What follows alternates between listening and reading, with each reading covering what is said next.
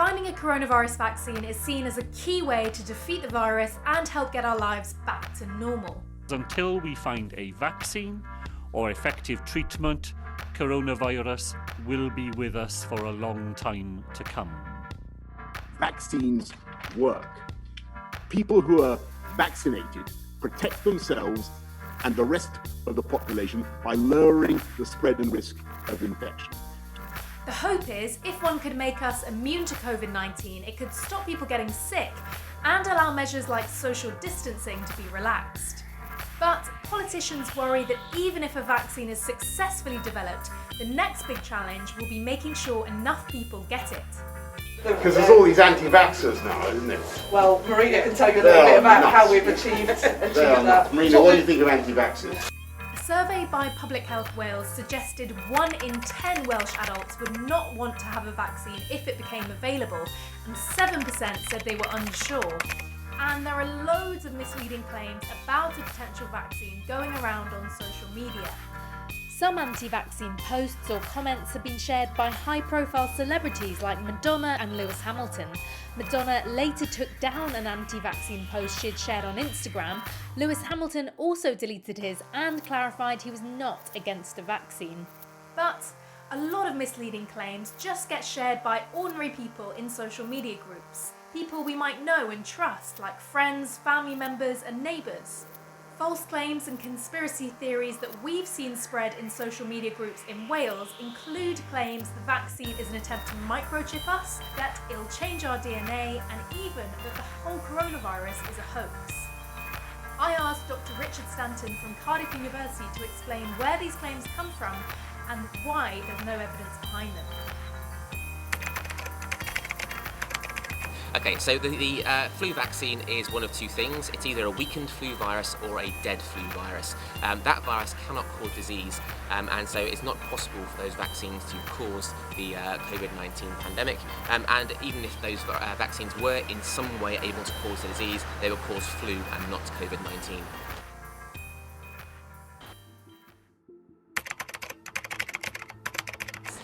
So this seems to have come out of an interview that Bill Gates did where he talked about digital immunity passports. So here we're talking about if you have a vaccine and you have that vaccine, you are now hopefully protected from the disease.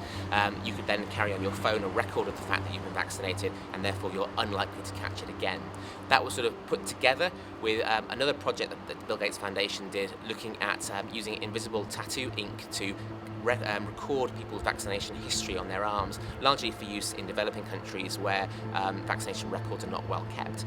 These kind of two things are put together along with this idea of microchipping to lead to this idea that potentially you can microchip people via a vaccine. There's no evidence whatsoever that that is happening, and although there has been some discussion about vaccination passports, they certainly aren't happening at the moment, and those records, certainly in the UK at least, will be held by your GP rather than by your phone.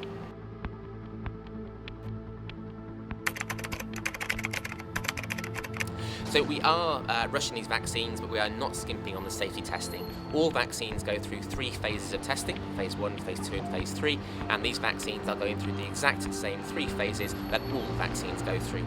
The way we're speeding these up is that normally we would spend a lot of time in the lab and in the phase 1 studies with a large panel of vaccines, testing them all and working out which one was the best, the most effective, before taking it through to the large phase 3 trials. Because those phase 3 trials are really expensive. Instead, what we're doing here, we're starting with a large panel of vaccines and we're taking them all the way through to phase 3. The worry is these misleading claims and extreme conspiracies could be seen by people who are just nervous or curious about a potential vaccine, like Laura. She told me she didn't want to have a vaccine because of claims she'd seen about it. This whole thing about the vaccine and injection and stuff, I'm curious. I'm hearing there's going to be a chip in there, there's going to be the actual virus pumped into us. It's quite alarming what I'm hearing, but I know that's just word of mouth. I wanted to bring Laura and Richard together to see if Richard could help reassure her about some of her concerns. Has it got a chip in it? So no one is allowed to implant any chip into anyone, certainly in this country, and I imagine in most countries, without your explicit consent. And no one has ever attempted to put a chip into a vaccine that they would then give to the general population. It would be completely illegal to do that without your consent. Can you explain to me in simple terms? Yeah. What is in the injection? The way we make vaccines are we throw away the virus genome. We get rid of it. It's not there. And we just deal with those bits of protein that sit around the genome and protect it. And what that means is because the vaccine doesn't have the virus genome there, it can't grow, it can't divide, it can't make more copies of itself. And so what we're doing is we're giving your body those bits of protein that sit around the genome. That's enough to train your immune system, but there's no virus genome there, and that means that the virus cannot replicate, it can't produce more viruses, and therefore it can't cause any disease.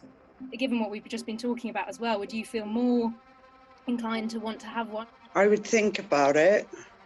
I'm not saying I would do it. I'd think about it. Chris Elmore is the MP for Ogmore in South Wales, and he's also chair of Parliament's all-party group on social media. He wants new plan laws to tackle online disinformation to go further by giving regulators more power to fine social media companies if they don't take down harmful misinformation. It's an absolute ticking time bomb. There can be no doubt about that at all. All the evidence shows that people are getting more fearful because of the information that they're receiving on social media and from non-trusted news sources that they deem the news source to be trustworthy. Therefore, they're saying this must be true, this must be correct, because it isn't the BBC or other broadcasters. You know, we're getting it from someone writing something on a post and it being shared tens of thousands of times on Facebook or Instagram. The government aren't going far enough. They have an online harms paper that they say is coming in the autumn. That needs to tighten up the issues around anti-vax campaigning. They need more investment in the information that's sharing that shows that vaccines are tested, trialled and are safe, and that the population should be trusting of scientists that are developing and working on vaccine development, and that when a vaccine is available, it will be to the highest of standards and will be safe. The UK government said since the start of the pandemic, they've been working rapidly to identify and rebut false information about coronavirus, including working closely with social media companies. They also said they're developing plans to protect people online and will introduce legislation as soon as possible. But as we know, these misleading claims are still really rife on social media. Richard's got some top tips for how we can all separate vaccine fact from fiction when we see a claim posted online. You can look at the tone that the message uses. Fake news tends to try and evoke a very emotional response in you to get you to spread that message to make you angry or something like that. And then it's very useful if you see a claim to Google that claim with the word hoax after it, see if there's information out there stating that is a hoax and why it's a hoax. There's some really good fact-checking websites. Full Fact is a really good UK-based website. There's also Snopes is an international website. Many of these websites list claims, and they very carefully go through the evidence for those claims and explain to you if a claim is false, why it's false. Remember, if in doubt, don't share a claim that you're not sure about, even if your friends and family are. Instead, remember Richard's top tips and always check claims are coming from a reliable source.